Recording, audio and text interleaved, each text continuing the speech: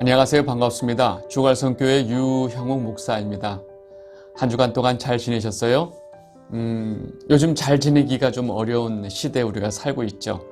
우리가 살고 있는 이 세상은 지금 그리 평안이란 말을 말하기에는 적합하지 않은 세상에 우리가 살고 있습니다.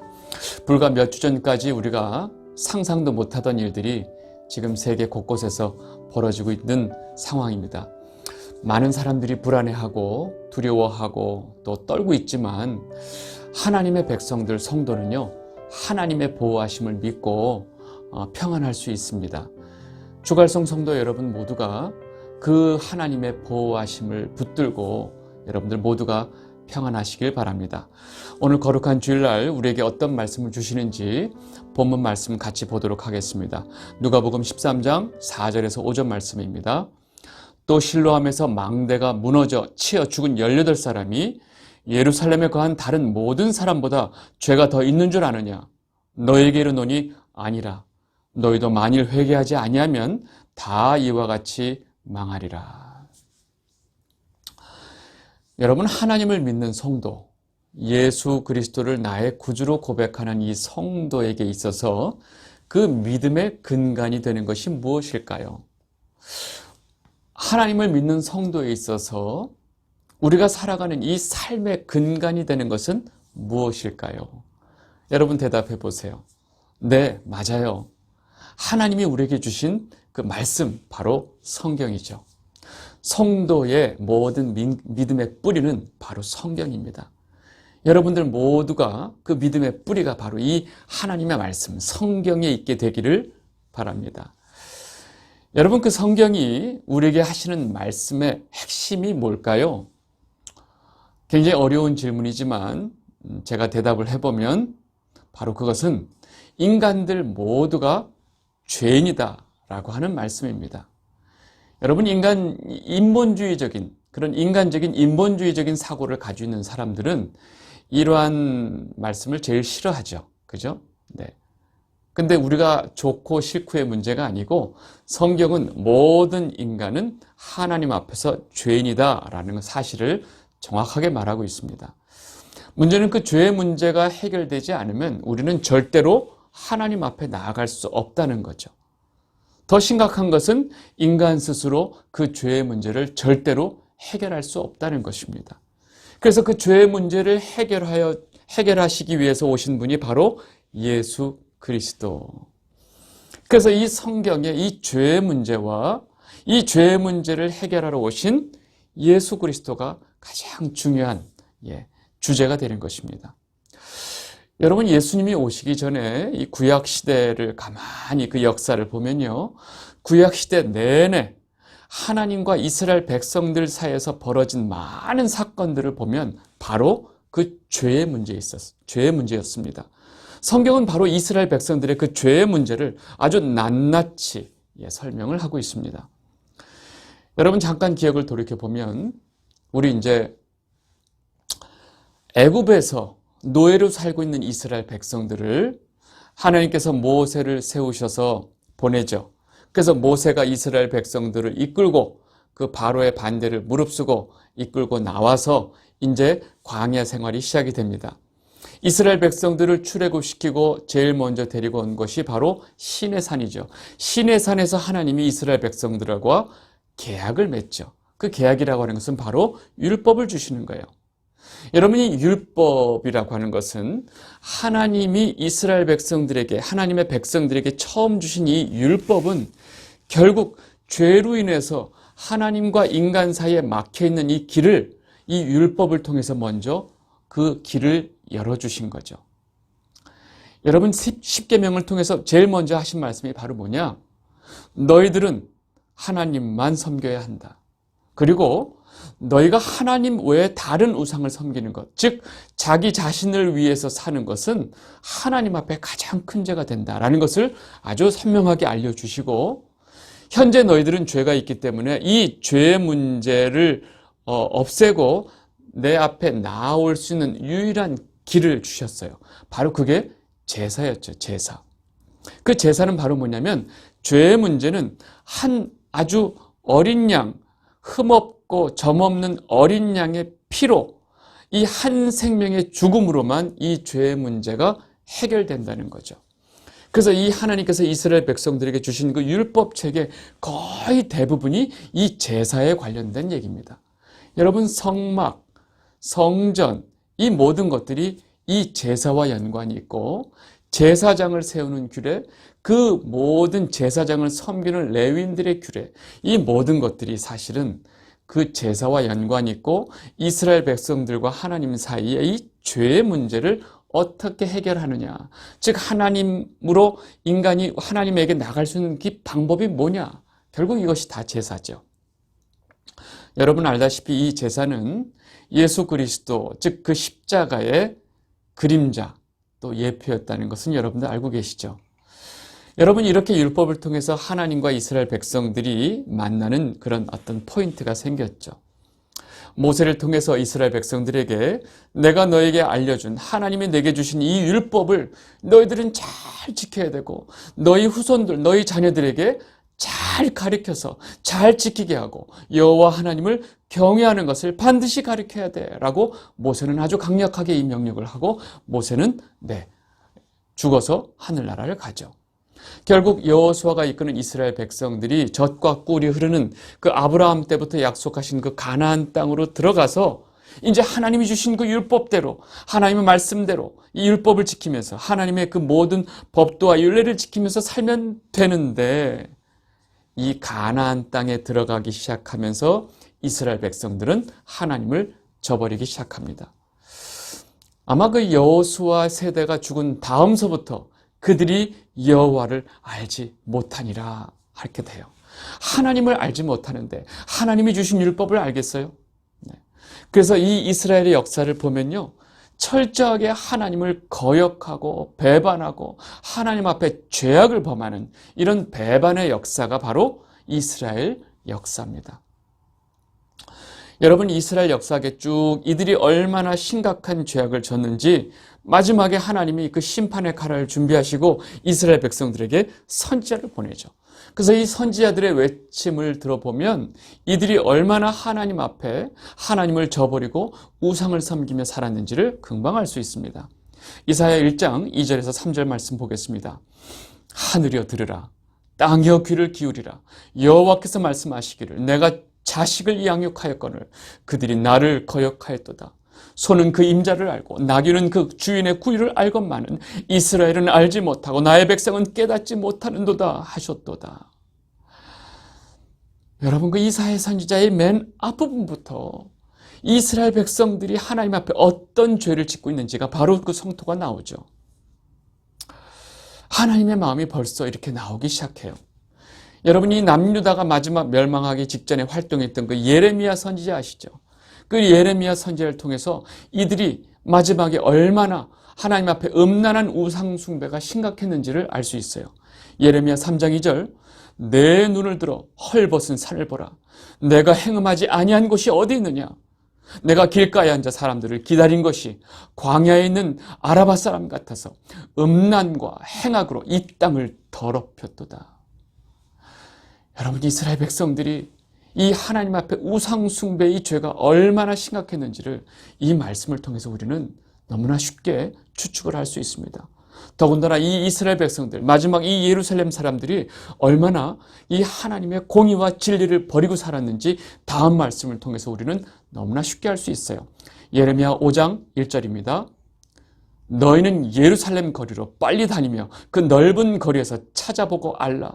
너희가 만일 정의를 행하며 진리를 구하는 자를 한 사람이라도 찾으면 내가 이 성읍을 용서하리라. 여러분, 아브라함이 하나님과 소돔과 고모라 성을 놓고 서로 이렇게 실갱이를 벌이던 장면 기억나시죠? 아브라함이 그 소돔과 고모라에 자기 조카 그 롯이 살고 있으니까 하나님 50명이라도 의인이 있으면 이 소돔과 고모라를 멸하시는 것을 사시겠습니까? 아니, 불안하니까 45명, 40명, 30명, 20명, 10명까지 들어가죠. 내가 그 성에 10명의 의인이라도 있으면 내가 소돔과 고모라를 사하리라 말씀하셨던 그 기억을 되돌려 보면 지금 10명은커녕 하나님께서 직접 예레미야를 통해서 예루살렘 거리에서 정의를 행하며 진리를 구하는 자 한 사람만 찾아봐. 내가 그러면 이 성읍을 사해 줄 거야. 여러분, 하나님이 단 한 사람이 나와도 내가 이 성읍 멸망하는 것을 내가 사해 주겠다고 자신 있게 말씀하시는 이 상황이 뭐예요? 이 예루살렘 안에 정의와 진리가 완전히 사라졌다는 이야기죠. 여러분, 이렇게 하나님을 저버리고 하나님의 율법을 무시하고 살아가는 이스라엘 백성들은 하나님이 당장에 심판의 칼로 심판하시면 됩니다. 끊임없이 우상을 섬기며 끊임없이 죄악을 행하는 이 백성들은 하나님이 그냥 심판의 칼로 그냥 심판하시면 돼요. 그런데 하나님은 끊임없이 이들에게 무슨 요구를 하셨고 선지자들 통해서 무슨 말씀을 하셨냐면, 이제라도 내게 돌아오라. 이제라도 너희들의 그 죄악의 길을 멈추고 내게 돌아오라. 이제라도 그 음행의 길을 멈추고 내게 돌아오라 하고 아주 애타게 말씀하셨어요. 이사야 55장 6절에서 7절 말씀 보겠습니다. 너희는 여호와를 만날 만한 때에 찾으라. 가까이 계실 때 그를 부르라. 악인이 그의 길을, 불의한 자는 그의 생각을 버리고 여호와께로 돌아오라. 그리하면 그가 긍휼히 여기시리라. 우리 하나님께로 돌아오라. 그가 너그럽게 용서하시리라. 여러분, 예레미야 선지자도 또 이와 같은 이야기를 했습니다. 예레미야 3장 14절 15절 여호와의 말씀이니라. 배역한 자식들아 돌아오라. 나는 너희 남편임이라. 내가 너희를 성읍에서 하나와 족속 중에서 둘을 택하여 너희를 시온으로 데려오겠고, 내가 또 내 마음에 합한 목자들을 너희에게 주리니 그들이 지식과 명철로 너희를 양육하리라. 여러분, 하나님이 지금 이 패역한 백성들, 하나님 앞에 우상 숭배하고 죄를 범하는 백성들에게 이 말씀하시는 마음을 보세요. 여러분이 남유다뿐만 아니라 이미 그 앞에 아수르에 멸망한 이 북이스라엘이 멸망하기 직전에도 하나님은 그 마지막 호세아 선지자를 통해서 애타게 돌아오라고 메시지를 던지셨어요. 호세아 6장 1절 2절 오라 우리가 여호와께로 돌아가자. 여호와께서 우리를 찢으셨으나 도로 낫게 하실 것이요 우리를 치셨으나 싸며 주실 것임이라. 여호와께서 이틀 후에 우리를 살리시며 셋째 날에 우리를 일으키시리니 우리가 그의 앞에서 살리라. 여러분, 하나님은 이스라엘 백성들, 이렇게 죄악을 범하는 이스라엘 백성들의 그 심판의 칼날을 준비하셨지만 사실은 심판하는 게 목적이 아니셨죠. 그래서 끊임없이 내게 돌아오라. 이제라도 돌아오라. 내가 이제라도 돌아오면 내가 너희를 긍휼히 여기리라 하고 이 메시지를 끊임없이 던지셨어요.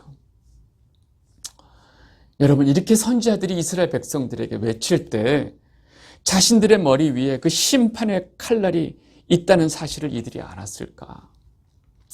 하나님도 모르고 하나님이 주신 율법도 모르고 온 천지의 그 만연한 그 우상 숭배 삶 속에서 자신들이 뭐가 죄인지도 모르고 살았던 이들이 이것을 깨달았을까? 여러분, 이스라엘 백성들이 하나님께 돌아갔을까요? 우리는 구약의 역사를 통해서 너무나 잘 알고 있습니다. 결국 이들은 그 선지자를 통해서 하나님께서 말씀하신 그 끊임없이 돌아오라는 권고를 아주 무시해버리고 끊임없이 그들이 죄악의 상태에 머물다가 결국은 다 심판의 칼날을 맞고 아주 비참하게 멸망을 당했습니다. 여러분, 여기서 우리가 굉장히 중요하게 여겨야 될 게 있어요. 바로 뭐냐면 하나님이 끊임없이 이 선지자들을 통해서 이스라엘 백성들에게 내게로 돌아오라, 내게로 돌아오라 하셨던 그 말씀. 여러분, 이 바로 내게로 돌아오라 했던 이 선지자의 메시지가 바로 회개의 메시지입니다. 회개. 여러분, 회개가 뭐예요? 죄인이 가던 그 죄악의 길을 돌이키고 하나님께 방향을 바꾸는 것. 이것이 바로 회개고, 악한 생각, 악한 행실을 멈추고 하나님의 마음, 하나님의 뜻을 따라가는 것이 바로 회개입니다. 여러분, 구약시대의 이스라엘 백성들에게 선지자를 통해서 전해졌던 이 바로 회개의 메시지, 이것이 구약시대만 있었을까요? 아니에요. 여러분, 예수님이 이 땅에 오셔서 말씀의 중심이, 이 하셨던 그 모든 말씀의 중심이 바로 이 회개의 메시지였습니다. 예수님께서 본격적으로 공생애를 시작하시면서 천국 복음을 전파하시면서 하신 말씀이 바로 뭐였냐면 회개하라. 천국이 가까웠느니라. 이 말씀이 바로 예수님의 첫 번째 메시지였어요. 마태복음 4장 17절 이때부터 예수께서 비로소 전파하여 이르시되 회개하라 천국이 가까이 왔느니라 하시더라. 여러분, 오늘 우리가 13장, 이 누가복음 13장 앞부분을 볼 텐데요. 지금 오늘 본문에서도 예수님은 이 자기에게 모여든 회중에게 바로 이 회개 메시지를 던지시고 계신 겁니다. 우리 앞부분을 좀 보겠습니다. 누가복음 13장 1절에서 3절 말씀 보겠습니다. 그때 마침 두어 사람이 와서 빌라도가 어떤 갈릴리 사람들의 피를 그들의 제물에 섞은 일로 예수께 아뢰니 대답하여 이르시되 너희는 이 갈릴리 사람들이 이같이 해 받음으로 다른 모든 갈릴리 사람보다 죄가 더 있는 줄 아느냐? 너희에게 이르노니 아니라 너희도 만일 회개하지 아니하면 다 이와 같이 망하리라. 여러분, 어떤 두어 사람들이 당시에 그 빌라도에 의해서 처형된 갈릴리 사람들에 대한 소식을 예수님께 전하고 있죠.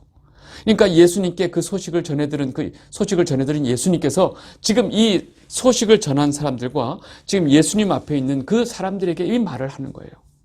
빌라도에 의해서 그 처형당한 그 갈릴리 사람들이 그 다른 그 갈릴리 사람들보다 죄가 많아서 그런 일을 당했는 줄 아느냐? 아니다. 절대로 그렇지 않다. 너희도 회개하지 아니하면 너희도 그런 해를 당할 것이다 라고 좀 말씀하시는 거예요. 그리고 지금 이 말씀을 다른 사례를 통해서 다시 한번 반복해서 말씀하고 계세요. 누가복음 13장 4절에서 5절 말씀 보겠습니다. 또 실로암에서 망대가 무너져 치어 죽은 18사람이 예루살렘에 거한 다른 모든 사람보다 죄가 더 있는 줄 아느냐? 너에게 이르노니 아니라 너희도 만일 회개하지 않으면 다 이와 같이 망하리라. 여러분, 지금 예수님께서 기존의 사람들이 어떤 생각을 하고 있었느냐? 지금 예수님의 말씀을 듣고 있는 이 유대인들, 당시에 있는 그 예루살렘에 있는 모든 유대인들이 그렇게 사고로 지금 말씀하신 이 그 실로암 망대가 죽어서 사람들이 죽은 것은 18사람이 죽은 것은 사고였죠. 여러분, 이런 사고가 생기면 사람들은 마음속에 무슨 생각하냐면 저들은 죄가 많아서 저렇게 사고를 당한 거야. 갈릴리 사람들이 그 헤롯에게 해를 당하니까 그 해를 당한 사람, 빌라도에서 죽임을 당한 그 사람들은 죄가 많아서 그런 거야 라고 하는 사고방식이 있었어요. 여러분, 이게 뭐예요? 인과응보적인 그런 가치관이 있었다는 거예요.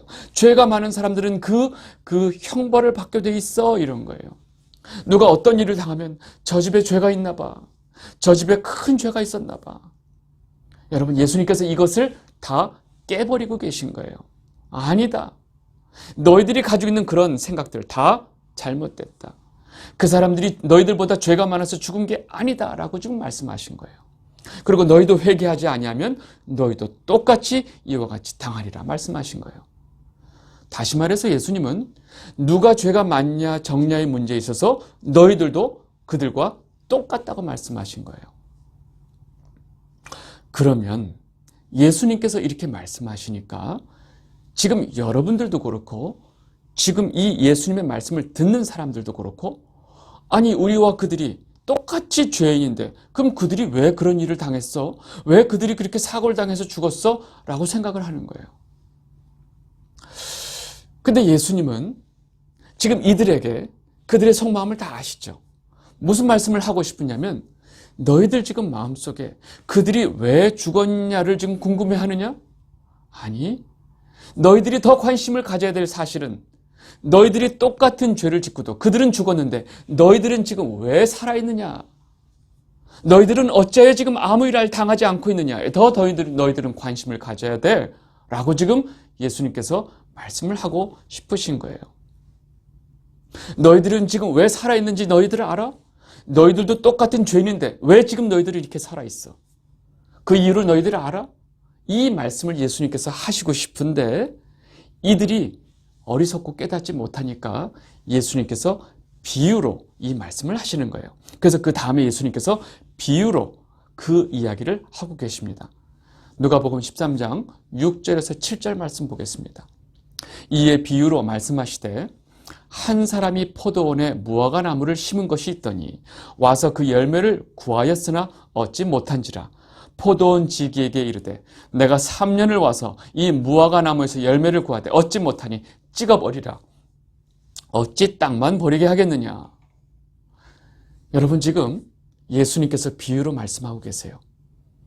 어떤 사람이 무화과나무를 심었고 3년 동안 계속 와서 열매를 구했는데 이 무화과나무는 열매가 안 열려요. 그러니까 이 무화과나무를 관리하는 포도원 지기에게 이 무화과나무를 찍어버리라. 여러분, 지금 이 이야기 속에서 우리는 금방 아실 수 있어요. 깨달을 수 있어요. 지금 이 열매가 뭘까요? 이 열매, 무화과요? 아니에요. 이 열매가 바로 회개의 열매를 말씀하시는 거예요. 3년이나 지금 무화과에게 이 열매를 구하러 왔다고 하는 것은 예수님께서 3년이나 이 회개의 복음을 전했음에도 불구하고 아직 회개의 열매를 내지 않는 자들, 이들을 지금 주인이 어떻게 하겠다고요? 이들을 찍어버리겠다고요. 이들을 지금 심판하겠다고 지금 주인이 지금 말하고 있는 거예요. 그런데 그 다음 내용을 좀 보겠습니다.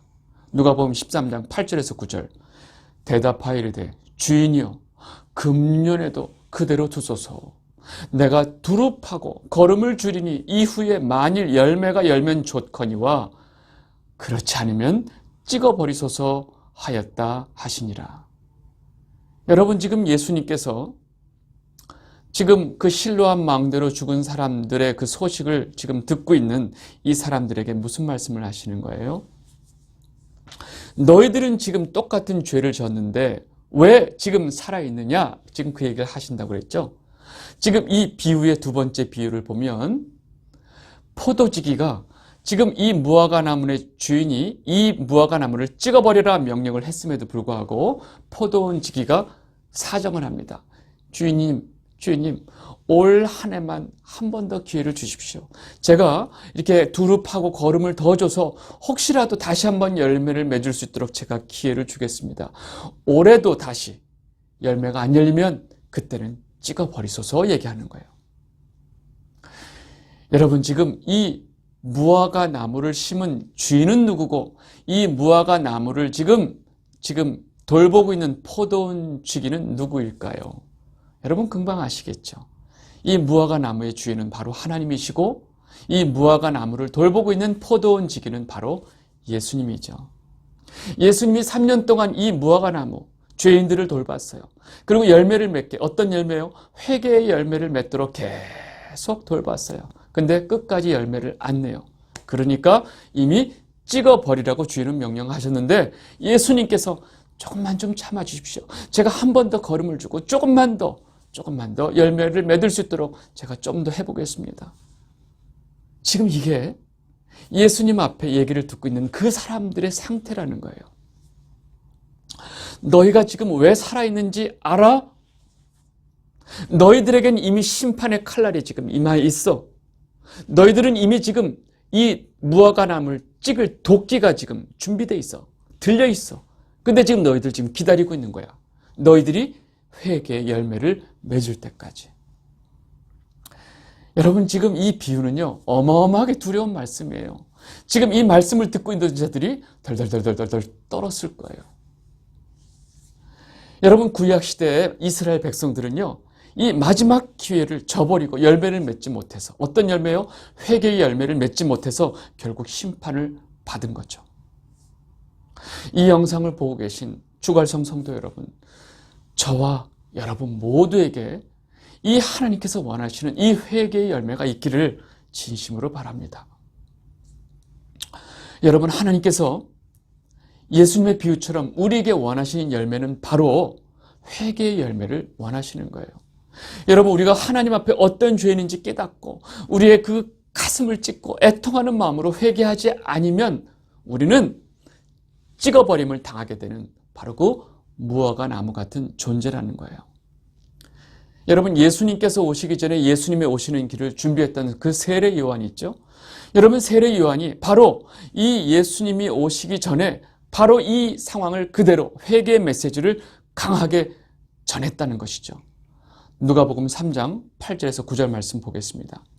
그러므로 회개에 합당한 열매를 맺고 속으로 아브라함이 우리 조상이라 말하지 말라. 내가 너희에게 이르노니 하나님이 능히 이 돌들로도 아브라함의 자손이 되게 하시리라. 이미 도끼가 나무 뿌리에 놓였으니 좋은 열매 맺지 아니하는 나무마다 찍혀 불에 던지리라. 여러분, 지금 이 세례 요한은요, 지금 이 상황을 정확하게 표현을 했습니다. 너희들이 회개의 열매를 맺지 아니하면 지금 이미 나무 뿌리에 도끼가 지금 놓여있기 때문에 너희들은 바로 찍혀서 불에 던져지리라 라고 지금 아주 경고의 메시지를 던지고 있는 거죠. 여러분, 이 예수님의 길을 준비했던 이 세례 요한의 메시지가 이러했다면 정작 예수님이 오셔서는 어떤 메시지를 던졌을까요? 맞아요. 예수님도 이 땅에 오신 목적은 바로 우리에게 회개의 열매를 맺게 하기 위해서 오셨다는 사실입니다. 누가복음 5장 32절, 내가 의인을 부르러 온 것이 아니요 죄인을 불러 회개시키러 왔노라.